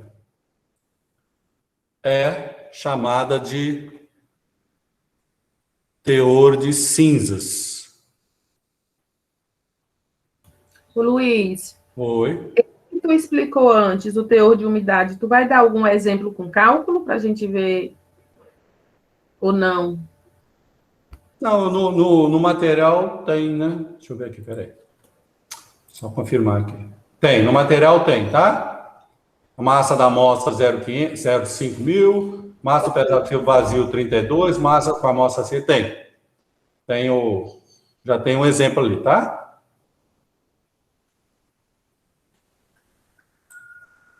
E a outra técnica é o teor de cinzas.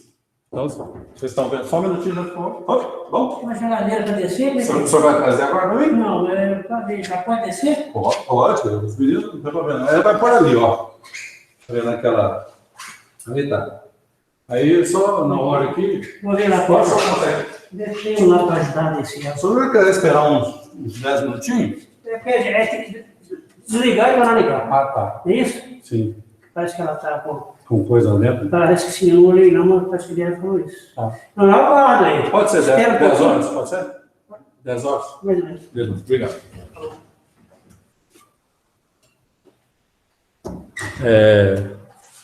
Estou ganhando uma geladeira e vai chegar a geladeira.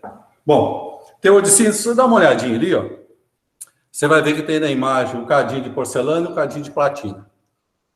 A diferença da técnica de teor de umidade para teor de cinzas é o aquecimento.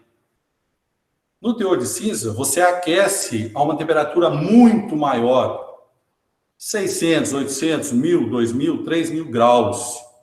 E o vidro não vai conseguir chegar a essa temperatura.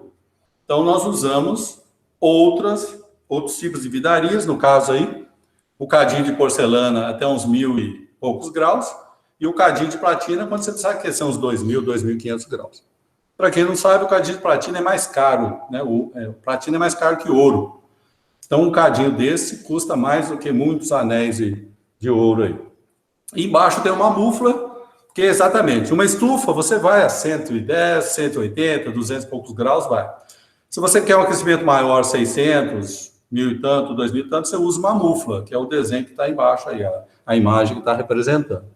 Tá? Então, a principal diferença é o tipo de vidraria e o aquecimento. Então, definição de cinza, gente. Nós estamos acostumados, né, com cinza, com aquele material acinzentado que fica quando nós fazemos o churrasco. Mas, quimicamente, cinzas é tudo que sobra quando você aquece uma amostra a uma temperatura bem alta.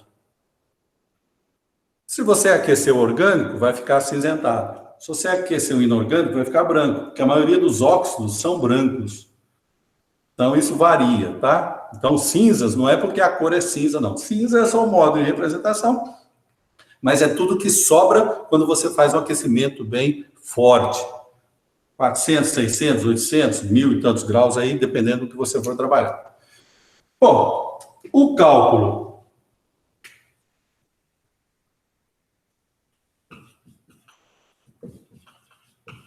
Começo sempre com a massa da minha amostra, não tem jeito de eu fazer uma análise sem conhecer a massa da minha amostra.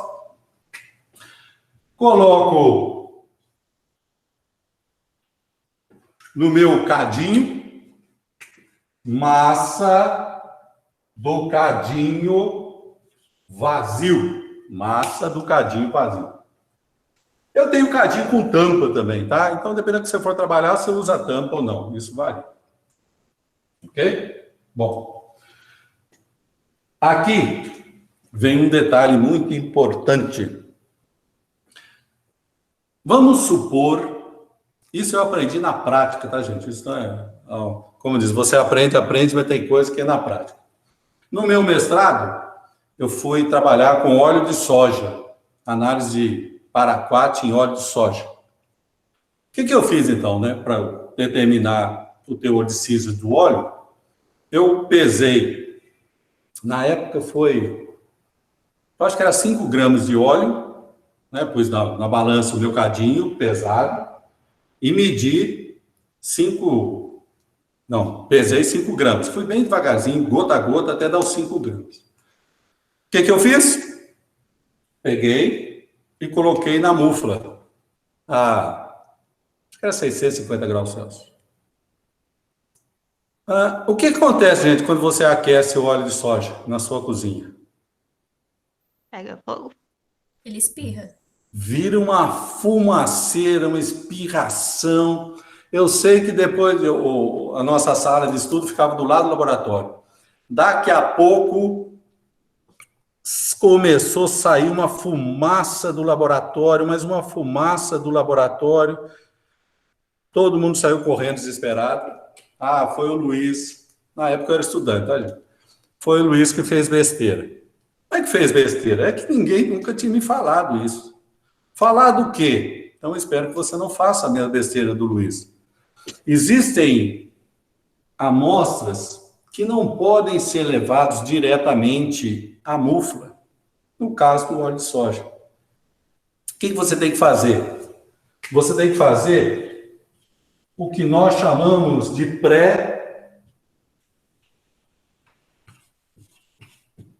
pré-calcinação. O que é uma pré-calcinação? Vou pegar o exemplo do óleo. Você vai pegar o óleo, você colocou aqui, né, no cadinho. Você vai levar dentro da capela e vai aquecendo devagar. Quando ele começar a esfumaçar, você põe a tampinha e vai controlando. Ou seja, você vai queimando o óleo. Vai queimando devagar. Se você vai queimando devagar, ele não espirra, não. Ele vai queimando devagar. Isso acontece com quase todos os compostos orgânicos. Você vai analisar trigo, você faz isso também. Você não coloca o trigo direto na mufla, não. Você faz uma pré-calcinação, ou seja, você queima com uma baixa, né, com fogo lá, bico de bolsa, eu com a chapa aquecedora, você queima a sua amostra. Então, a pré-calcinação é você dar uma queimada na sua amostra para que não aconteça como aconteceu comigo, ele espirrar e fumaçar todo o laboratório. Isso que é chamado de pré-calcinação. Algumas amostras você tem que fazer isso, outras não. Isso vai depender do que você for trabalhar. Feito isso, aí sim. Aí eu levo para a mufla. Levo para a mufla. A temperatura depende. 600 graus, 800, 1.200, 1.800, 2.000 e tantos graus. Tem mufla que vai até 2.500, 3.000 graus. Vai, aguenta. A nossa aí acho que está uns 1.300 agora. Ok? Ou seja, uma temperatura bem mais alta. Ô, gente, o seu cadinho está a 1.300 graus. Ele está laranja, de tão quente. Vai pôr uma luva para pegar, gente? Vai colocar ele na bancada de granito que tem no seu laboratório? O que vai acontecer? Vai explodir. Choque térmico. Quebra sua bancada, quebra seu cadinho e você se machuca. O brasileiro, ele dá jeito para tudo, né? Geralmente, quando você estiver perto de uma mufla, você vai ver que tem um tijolinho do lado da mufla. Para que esse tijolinho? Tijolo é cerâmica. Cerâmica é um dos materiais melhores que conservam e não tem esse problema de choque térmico. Então, você vai com uma pinça, tudo isso você vai ver lá na parte prática, né? Uma pinça, com a luva, né? Você está com a luva, vai segurando a pinça. Você pega o seu cadinho incandescente, você tira, coloca na porta da mufla, com bastante cuidado. Depois você vai tirando devagar. E aí, bem lentamente, você coloca sobre o bloco de tijolo lá, ou sobre a cerâmica, se você for mais chique.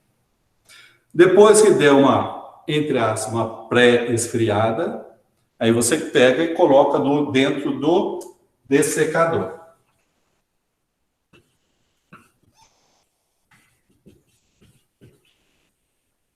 Se você colocar a 1.200 graus dentro do dessecador e fechar, ele vai dar um pulo na tampa. Por quê? Olha, o ar vai ser aquecido, o ar aquecido expande. Então, eu já vi acidentes acontecerem disso. A pessoa colocou o cadinho muito quente e virou as costas. Quando ela virou as costas, a tampa do dessecador, pum, bancada, quebrou, fez um mal-estar. Então, são cuidados básicos, né, que você tem que pensar. Pô, o negócio está muito quente, tal. Coloquei no dessecador, deixei esfriar, para isso que serve o dessecador. Depois eu vou pesar. O que eu vou pesar mesmo? Massa do cadinho com as cinzas. Agora não é mais minha amostra seca, não. Depois desse aquecimento todo, não tem mais amostra, não. Já tá tudo virou cinzas. Cinza. Então, a massa da cinza. Mesmo esquema, tá, gente? Ó, se é a primeira vez que você faz, você volta com a mufa, deixa mais tantas horas, vai para o dessecador, pesa até a massa constante. Se for rotina no seu laboratório, você não precisa, não. Já fala, não, uma vez só é suficiente, não precisa ficar gastando.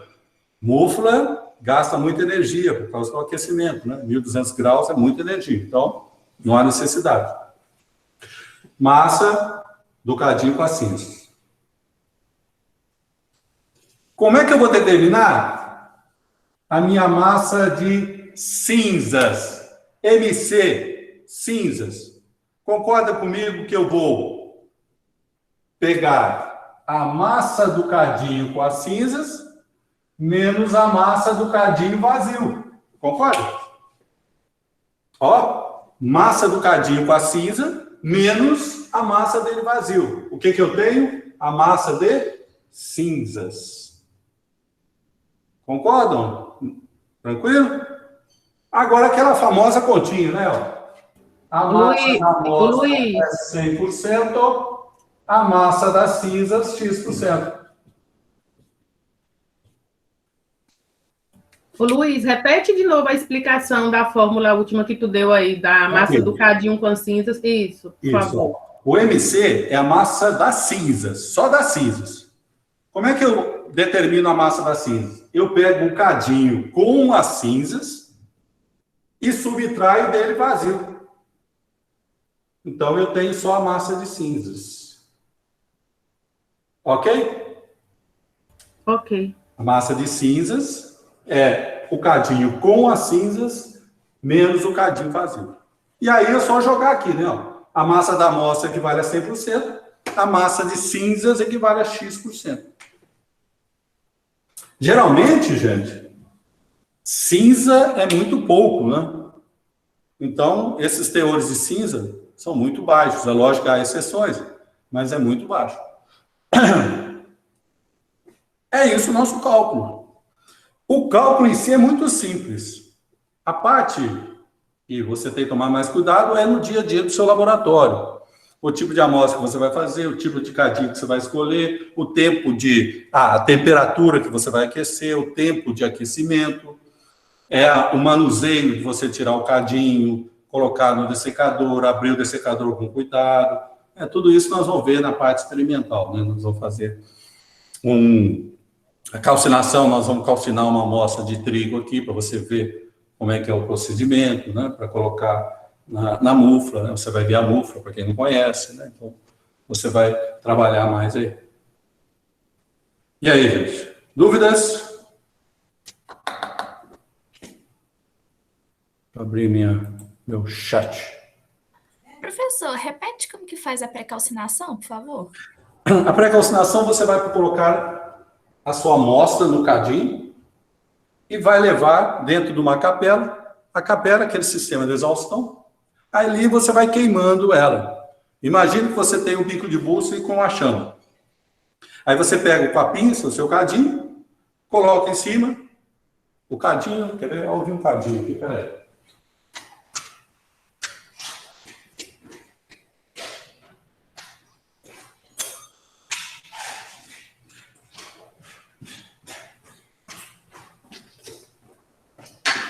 Aqui, ó, o cadinho, aí a pinça, aí você põe o fogo lá dentro da sua capela e vai, a hora que começar a sair fumaça, você tira, depois você vai colocando, tirando, colocando, até queimar a sua amostra, né? A sua amostra vai estar queimada. Queimada significa que não vai mais dar aquela precipitação fora. O seu óleo vai virar uma gororoba tanto que não vai mais. Né? O trigo vai queimar, né? É isso aí. Todas as amostras precisam disso? Não, não são todas, não. Mas algumas precisam sim. Então, toma bastante cuidado quando você ler algum procedimento. Pré-calcine a amostra, tal. Então, significa isso. Limpou bem o cadinho, pesou ele vazio, colocou a sua amostra bem cuidado lá na balança analítica, anotou certinho. Aí vai lá no... se você for fazendo uma chapa, a mesma coisa. Você vai controlando o aquecimento. Essa parte pode demorar mais ou menos, dependendo da massa da sua amostra, né? Do tipo da sua amostra, etc. O cuidado que você tem que ter, né? Se for óleo, por exemplo, você esquecer, ele vai espirrar. Então, você tem que ir, né, controlando aí E se pegar fogo, você tem que tampar, né? Alguma coisa para tampar, para não deixar pegar fogo. Né? Se for algo explosivo, não pode fazer isso, né? Aí tem que tomar bastante cuidado. Certo? Certinho, professor, obrigada. Aí, você disse que se o cadinho estiver muito quente, entre a mufla... Vai estar, né? Deixa o cadinho esfriando um pouco antes de pôr no dessecador, é isso? Isso, exatamente. Então, o que acontece? Quando você pega o cadinho, né, você tirou da mufla, então, geralmente, você coloca na porta da mufla, que é um pouquinho mais frio, e depois coloca sobre o tijolo, né? Ou sobre a parte cerâmica. Dependendo qual a temperatura, por exemplo, vamos supor que seja 550 graus. Não, 550 graus, ele suporta você colocar dentro do secador tranquilamente, que não vai explodir nada, não. O dessecador, ele tem uma tampinha para liberar pressão. Então, você deixa ela com o sistema aberto, né? Colocou, e aí você vai controlando a liberação de pressão. Mas quando for 1.200 graus, aí é muito quente. Então, aí você tem que tomar bastante cuidado, porque ele pode, como nós dizemos, né? Ele dá uma pipocada, ele fica pulando assim. Aí tem que tomar bastante cuidado. Entendi. Obrigada, professor. Ok, gente?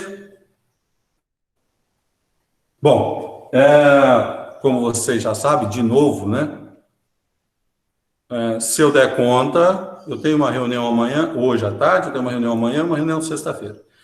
Se der conta do certinho, até sexta eu coloco as atividades dessa aula, aí uma semana, né, 7 dias sempre para vocês me colocarem eu voltar, tá? Então não precisa se preocupar, se não sair hoje, sai amanhã, tá? Não tem problema nenhum, não.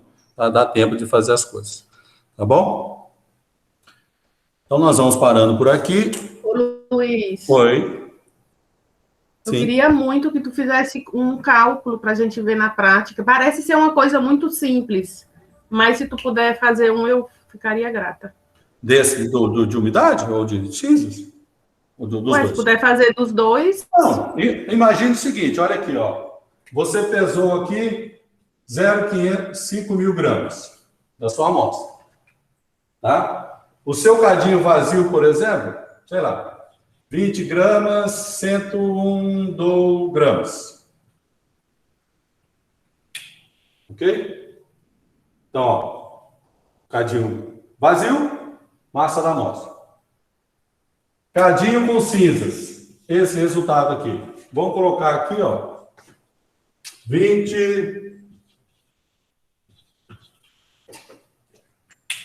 Então, ó, eu tenho que te dar a massa da amostra, a massa do cadinho vazio e a massa do cadinho com cinza. Ou eu tenho que te dar informação para você chegar nisso, né? Isso daí eu posso te dar outra informação, a mesma coisa. Eu posso te dar a massa do cadinho vazio, a massa do cadinho com a amostra.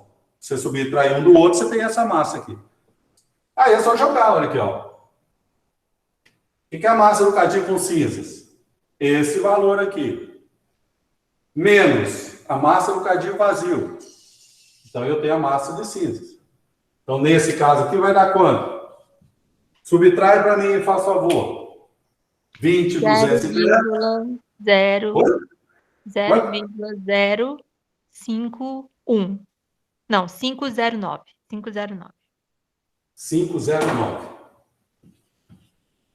Ok. Como é que eu faço essa conta aqui agora? Olha, 100%, 0,0509, x%. Quanto que dá aí? Então, o mais importante é vocês estudarem no modo que entender. Para resolver, eu preciso de 3 variáveis. Como eu vou chegar nessas variáveis? Ou eu vou te dar, ou você vai ter um modo de fazer. É igual aqui. Aqui eu te dei a massa da amostra, mas eu poderia te dar a massa da amostra no cadinho, menos ele vazio, você tem a massa da amostra. Entendeu? E o teor de cinzas, o resultado é sempre em porcentagem. Sim. Quanto que deu aqui? 10,18. 1,18? 10,18. 10,18%.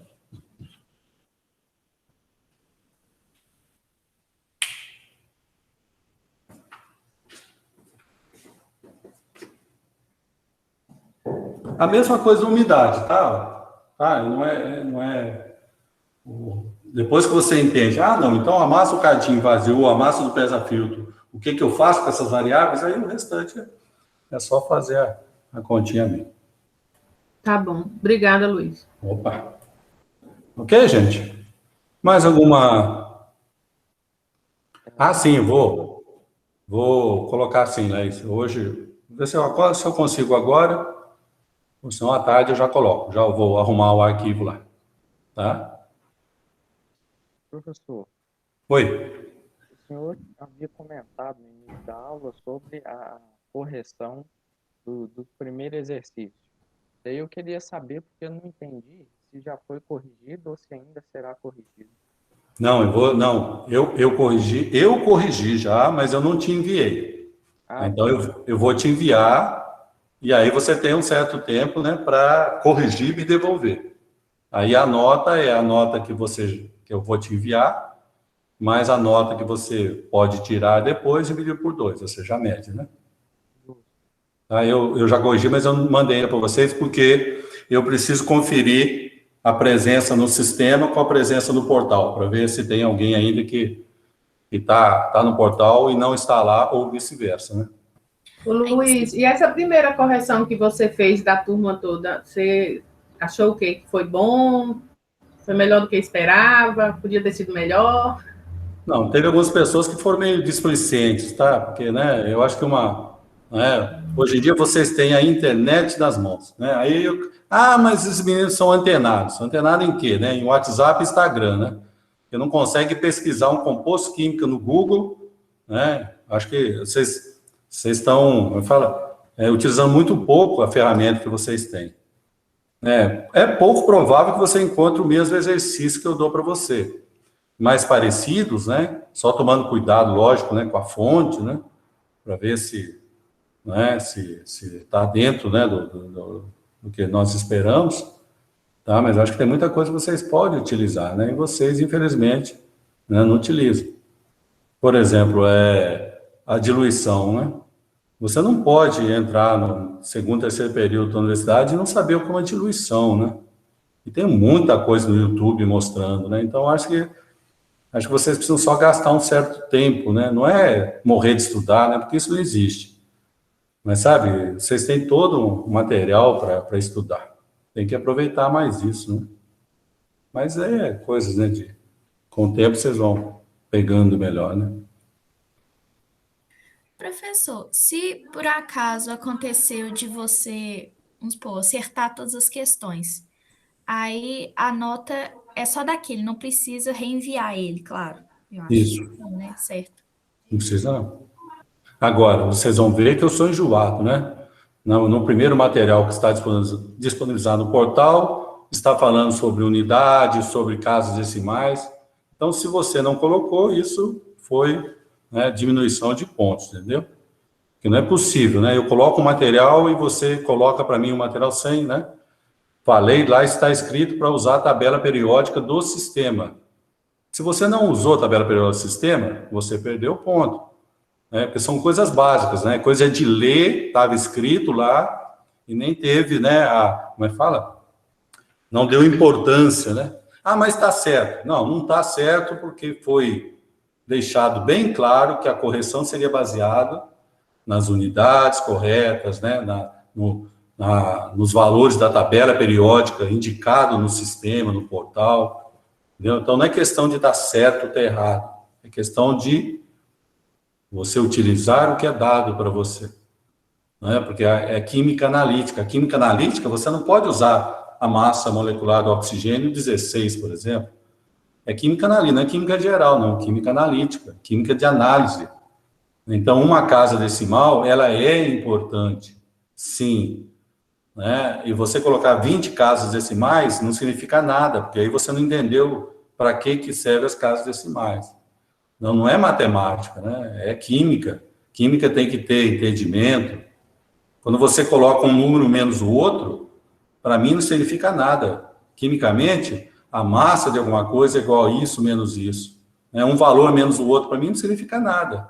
Entendeu? Então, não é prova de matemática, né? Não é mais ensino médio, não é química analítica, tem que ter as informações necessárias.